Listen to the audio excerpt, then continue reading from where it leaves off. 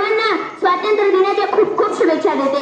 शहीदांनी शतयज्ञ मांडिले, वेदीवरती रक्त सांडिले, शहीदांनी शतयज्ञ मांडिले, वेदीवरती रक्त सांडिले, या रक्ताच्या क्षितिजावर आली मंगल लाट, शतकानंतर आज पाहिली पहिली रम्य पहाट, पहिली रम्य पहाट। मित्रांनो, खरोखर 150 वर्षानंतर 15 ऑगस्ट 1947 ची ही रम्य पहाट स्वातंत्र्याच्या अमर तेजस्वी सूर्याला घेऊन उदयाला आली।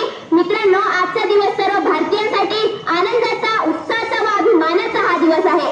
आपल्या प्राणपणाला लावून या मातृभूमीसाठी शहीद होणाऱ्या वीर सपूतांना स्मरण करण्याचा हा आजचा दिवस आहे। मित्रांनो, 15 ऑगस्ट सुमारे 150 वर्षापूर्वी इंग्रजांनी आपल्या भारत भूमीवर व्यापार करण्यासाठी पाय ठेवला आणि आपल्या धूर्त निधीचा वापर करून ते भारताचे राज्यकर्ते बनले। अवघ्या भारत देशात त्यांनी आपले साम्राज्य उभे केले आणि आपण 150 वर्ष त्यांची गुलामगिरी करत राहिलो। त्यांनी जनतेवर अतोनात अत्याचार केले, गोरगरिबांचा छळ करून आपल्या सोन्याची चिडी असणाऱ्या देशाला कंगाल केले। पारतंत्र्यात किती दिवस जगायचे, आपल्या देशात परक्यासारखं किती दिवस राहायचे, इंग्रजांचे अत्याचार किती दिवस सहन करायचे, असा प्रश्न या भारत मातेच्या वीरांना पडला। म्हणूनच 1857 ला मंगल पांडे यांनी भारतीयांच्या मनात क्रांतीची मशाल पेटवली आणि सुरुवात झाली स्वातंत्र्य लढ्याची। या लढ्यात उडी टाकणारे देशभक्त राष्ट्रपिता महात्मा गांधी, चंद्रशेखर आझाद, लाला लजपतराय, झांसी की राणी लक्ष्मीबाई, भगतसिंग, राजगुरू, पंडित नेहरू, बाबासाहेब अशा अनेक देशभक्तांना माझी आदरपूर्वक श्रद्धांजलि। आजादी के लिए जिन्होंने लड़ी कठिन लड़ाई थी, आजादी के लिए जिन्होंने लड़ी कठिन लड़ाई थी, आओ करें धन्यवाद उनका जिन्होंने हमें आजादी दिलाई थी, जिन्होंने हमें आजादी दिलाई थी। My dear friend, I am a Indian, मी भारतीय आहे। We are proud of our country, आम्हाला आमच्या देशाचा अभिमान आहे। आय लव्ह माय इंडिया, मला माझ्या देशाविषयी खूप प्रेम आहे। हे वाक्य मोठ्या आदराने आपण जगाला सांगतो। मग या देशाची महानता टिकवण्याची जबाबदारी आपलीच आहे, आपलीच आहे। मित्रांनो, कधी ऐकलंय का इंग्लंड माता, रशिया माता, अमेरिका माता? अरे जगातील कोणत्या देशाला माता म्हणून संबोधताना पाहिले आहे का?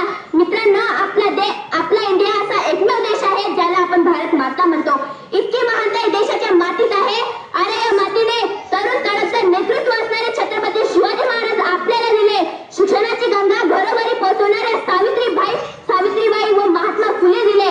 उंबरठ्यावर बसून शिक्षण घेणारे बाबासाहेब यांनी आपल्या देशाचे संविधान लिहून टाकले। आपण या देशात जन्म घेतला, मग त्यांच्या विचारांची वाचा आपण आपल्या खांद्यावर पेलायला नको का, असा प्रश्न मी आजच्या तरुण पिढीला विचारते। काजू बदाम सोडून आता गुटखा फेमस झाला, काजू बदाम सोडून आता गुटखा फेमस झाला। अजय, अक्षय, शाहरुख आता विमल खामन आला। बंद झाल्या शिक्षण जाहिराती, आता जुगार प्रसिद्ध झाला।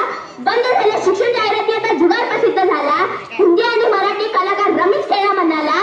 व्हॉट्सअप आणि फेसबुकच्या नादात मात्र आजचा तरुण वाया गेला, मात्र आजचा तरुण वाया गेला।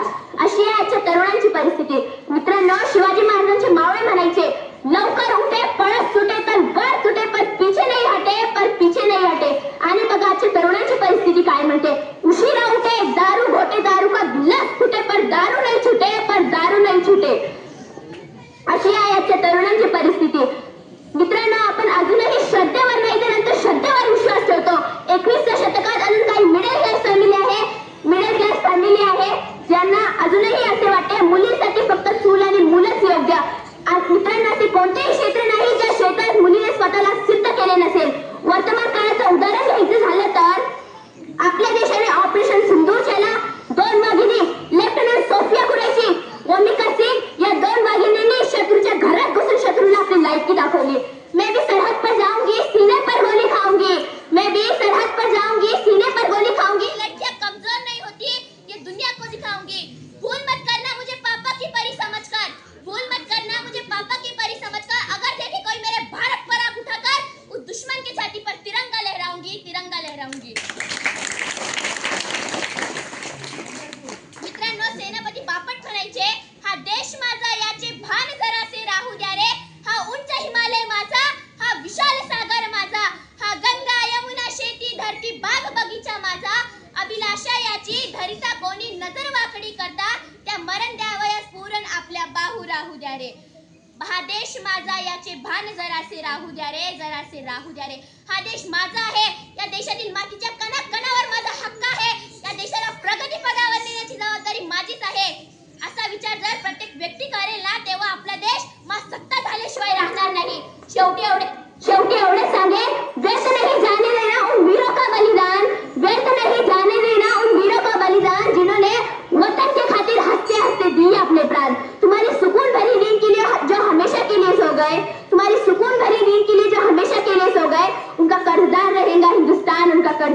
तिरंगा हिंदूचा. बोला भारत माता की जय.